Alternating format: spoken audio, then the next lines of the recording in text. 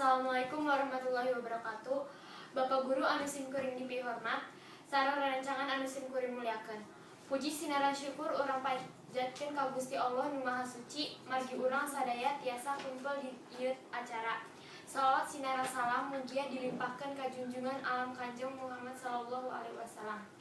Bapak Ibu sareng rancangan sadayana, perkawis kabersihan ngarupakeun hiji hal anu priyogi ku urang dipihaturkeun. Naon margina, kabersihan ieu ngarupikeun hiji kunci kahirupan urang dina alam dunia, di mana urang bisa ngarawat kabersihan lingkungan sakola atanapi lingkungan rumah. Hartosna urang tos ngalakukeun tina sabagian iman. Ku kituna kawajiban urang salaku siswa kedah ngalaksanakeun kebersihan sekolah. Lingkungan sekolah bisa dibersih lamun urang bisa ngajagana. Ku kituna kabersihan sekolah kudu dipiara kalawan sae. Insyaallah urang sadayana anu nempateun ieu tempat bakal sehat, leuwih tina penyakit anu datang tina kotorna lingkungan.